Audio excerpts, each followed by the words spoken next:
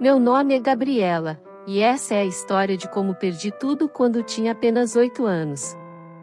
Era para ser uma viagem inesquecível, um verão perfeito com meus pais, Helena e Roberto, e meu irmão mais velho, Lucas.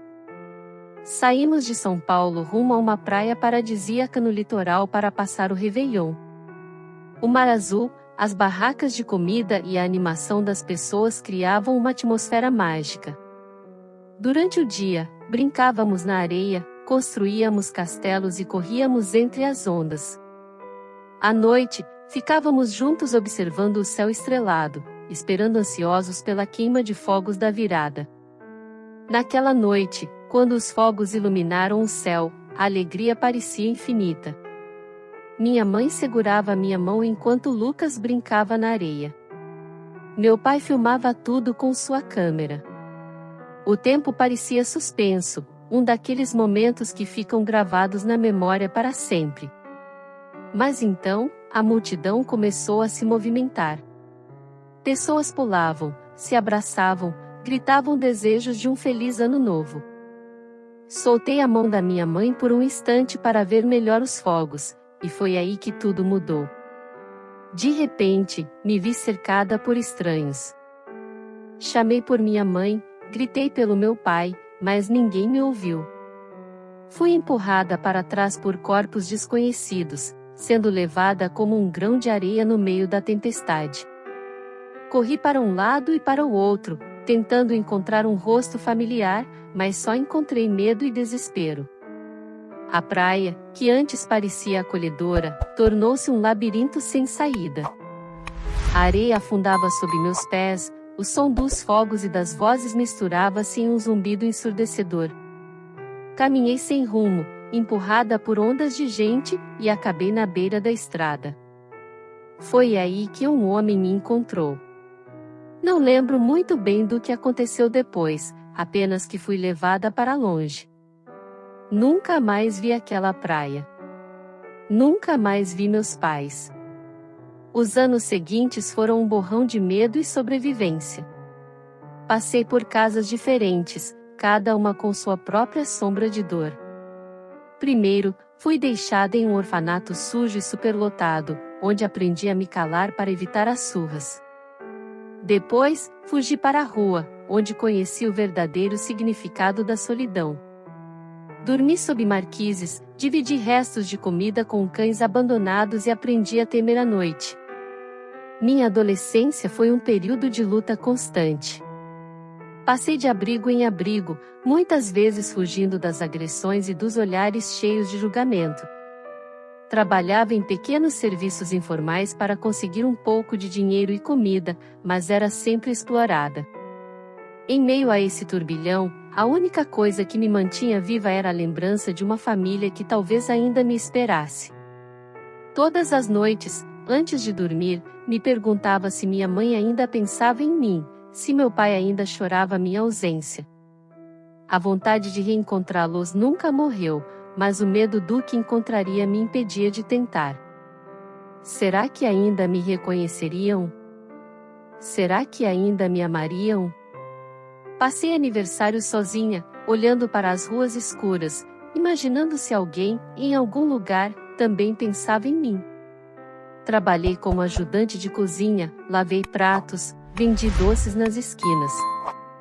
Nunca fiquei muito tempo no mesmo lugar. Os donos dos pequenos comércios me expulsavam quando descobriam que eu não tinha documentos, que eu era uma sombra perdida na cidade. Dormia onde podia, em becos, em prédios abandonados.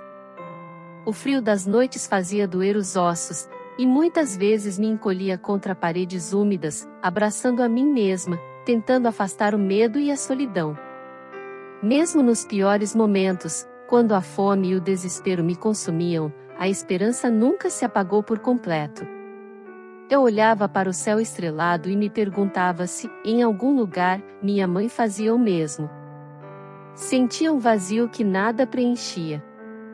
Por muitas vezes, pensei em pedir ajuda, mas quem acreditaria em uma menina que já não sabia de onde veio?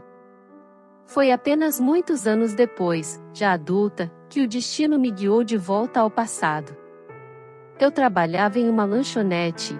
Em uma noite qualquer, um cliente deixou seu celular sobre o balcão, desbloqueado. A tela brilhava com algo que me chamou a atenção: uma rede social. A curiosidade foi mais forte do que o medo, e aquilo me despertou algo que eu não sabia que ainda existia. Eu queria saber quem eu era. Juntei moedas por semanas até conseguir comprar um celular barato. Comecei a pesquisar, a vasculhar fotos antigas de praias, de desaparecidos, de famílias buscando entes perdidos. Foram meses de busca infrutífera, noites sem dormir, olhos ardendo diante da tela. Até que um dia, encontrei uma postagem. Uma mulher idosa segurava uma foto de uma menina pequena na praia. Seus olhos estavam inchados, e a legenda dizia: "Ainda te espero, minha filha." Algo dentro de mim se rompeu. Meu coração começou a bater de uma forma que nunca tinha sentido antes. Aquele rosto, aqueles olhos, eram os meus. A mulher era minha mãe. Com as mãos trêmulas, escrevi uma mensagem. Minutos se transformaram em horas. As horas, em dias. Até que veio a resposta. Uma videochamada. O rosto de minha mãe apareceu na tela, envelhecido, marcado pelo tempo e pela dor, mas ainda assim, inconfundível. Ela soluçava. Eu chorava. Meu pai apareceu ao fundo, os olhos marejados, a boca aberta como se não acreditasse no que via. Eu não sabia o que dizer. Eu não sabia como recuperar os 20 anos perdidos. O reencontro foi doloroso e doce ao mesmo tempo. Quando finalmente os vi pessoalmente, já não era mais a menina de 8 anos que se perdeu na praia. Eu era uma mulher, carregada por cicatrizes que eles nunca poderiam imaginar. O abraço de minha mãe foi ao mesmo tempo estranho e familiar. Meus pais choravam, repetiam meu nome, tentavam encontrar em mim aquela criança que tinham perdido. Eu queria sentir-me inteira novamente, mas havia um abismo de anos entre nós. A adaptação foi um desafio. As conversas eram cheias de silêncios e tentativas de se conectar com uma versão de mim que já não existia. Aos poucos, aprendi a confiar neles novamente. Conheci os amigos de infância que nunca esqueci, visitei a casa onde cresci e tentei resgatar os laços que o tempo desfez.